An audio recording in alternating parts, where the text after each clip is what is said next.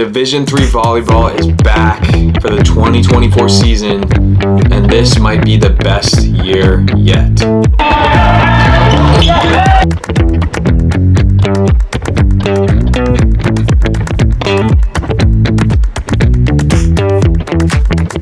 I am super excited for this 2024 season of D3 men's volleyball. So much action, so many upsets, so many great players, and we're gonna break it all down for you right here on this channel, but we'll get right into it.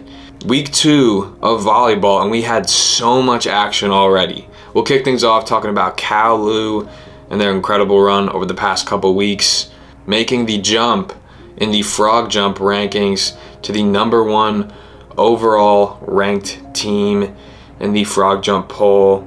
And I have to say, with their record and some of their key wins, I can't blame them for putting them up at #1.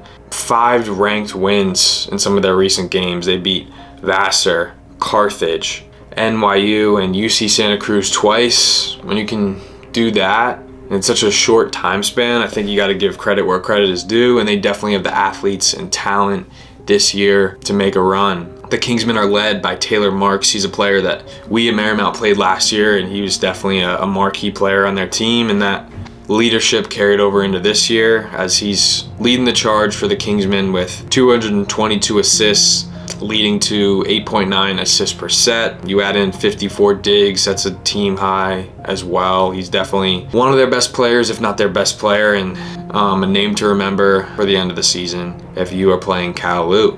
You throw in the mix Jordan Cooper, a transfer from Long Island University D1 program, so he's very talented. Tallied 162 kills with his time at LIU and is making an immediate impact with the Kingsmen, already up to nearly 80 kills in their 7 games. 6'4" outside, got a lot of potential, got a lot of pop, and I think he's going to be probably their top pin this year for sure. So look to see him climbing up that kill leaderboard the more games they get into the season.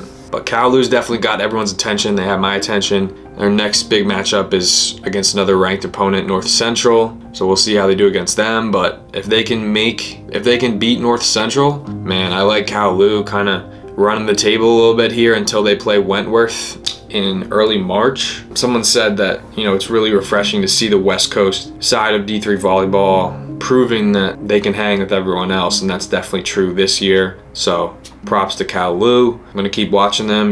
We play them on our spring break trip to California, so hopefully come that time we'll be ready to take on the challenge of those boys. But yeah, really impressed with them. 5 ranked wins, that's pretty sweet. Next topic is Juniata.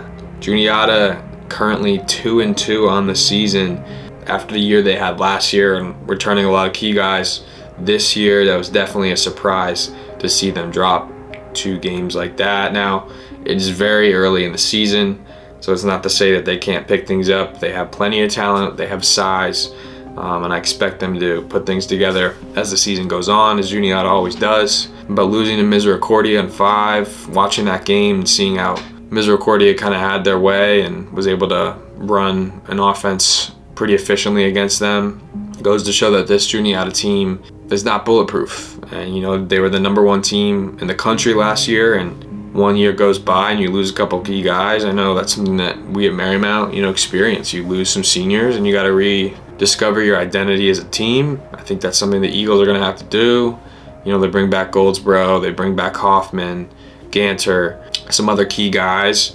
We'll see how they gel together, how they come together as a unit and find a way to hit a little bit more efficiently. In that game against Misericordia, in the sets that they lost, their highest hitting percentage was just above 200. So I think finding ways to minimize errors is going to be their key going forward. Speaking of going forward with the Eagles, they have a couple challenging matchups over the next 5 games. They play Stevens twice, which is the #2 team in the country right now, as well as the Carthage Firebirds. So 3 tough tests there for them. I expect them to bounce back and get a couple wins out of those 3 games. But definitely a shock to see Juniata's name in the losing column a couple times. We'll look to see if they can bounce back and kind of how they attack this middle of the season. But I expect nothing less. Knowing a lot of those guys, I I have firm belief when they play a couple more home games, use their home crowd to their advantage, that's when they really come alive and play the Juniata ball most people are used to watching. So that's it for the Juniata Eagles. Speaking of Juniata, one of the teams that beat them that I touched on was Misericordia, and they jump into the national spotlight on the AVCA coaches poll for the first time in program history.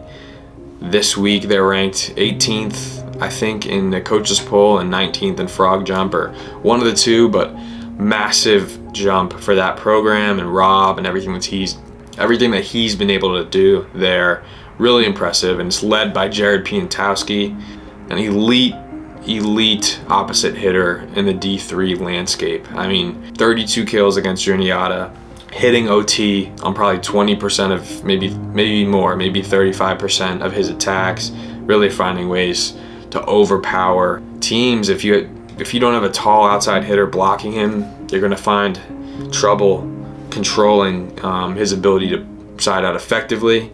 He is also at that Jordan Cooper mark with 78 kills, hitting at a 436 percentage.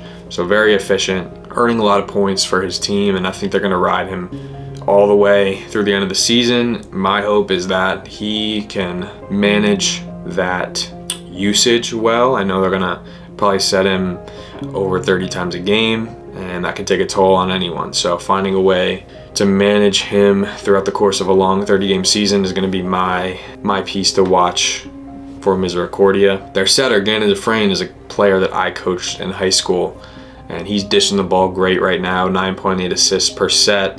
Was recently MAC Player of the Week, Offensive Player of the Week. Really excited to see him progress and see him grow and thrive in that starter role. I think no better player than him to lead that team. And yeah, really excited for this Cougar team. They got some big games ahead of them, more chances for more upsets, climb that leaderboard in the polls and see how far they can go this season. I think the MAC is wide open. You got Stevens at the top with some history of success, and Messiah with a lot of historical success as well. But Misericordia, dark horse for that MAC championship run with a player like Piantowski. Anything's possible. If I completely butchered that name, I apologize. We're doing the best we can here. But yeah, Misericordia, really proud of them, like I said, and another team to keep your eye on going forward this season.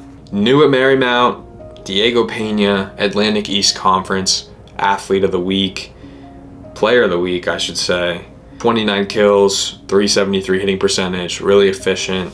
Really led our team in our match against Stevenson in 5 sets, so well deserved. So Marymount, we are partially in the Atlantic East Conference based on our university's affiliation to that conference, and we are also joint affiliated with the CVC, Continental, I think, Volleyball Conference, which has some of the best teams in the Division III field. We're talking about Juniata, Rutgers, Randolph-Macon, us, E-Town, Roanoke, some really good competition. So we're affiliated with both, so we get the benefit of playing really good teams in the CVC and also get the benefit of our affiliation with our university. So he won AEC Player of the Week. Like I said, well-deserved. Diego Pena. I think he's going to be a real difference maker this year. But yeah, we've had a good week, 3-0 so far. Got some big games this Friday, so stay tuned for that. If you're in the Arlington area, definitely pop out and watch. You're definitely going to see more Marymount content to come on this channel. So if you like that, hit that subscribe button. Also trying to bring out more Division III content as a whole. So if you have questions, comments, players to highlight, highlights to highlight, send it to me, hit the comments. I will put it together. I will throw it on here. We're trying to grow the landscape, grow this game as much as possible. It's growing rapidly, but we want it to go even bigger, even broader, reach all those fans, all those people that really love the sport, but don't really know what we're doing here, what we're building. So help us make that dream a reality on this channel. We got a long way to go, but this is your one-stop shop for D3 talk, and let's do it, baby. That's all I got for this episode, but we'll see y'all in the next one. And thanks for tuning in as always. Peace.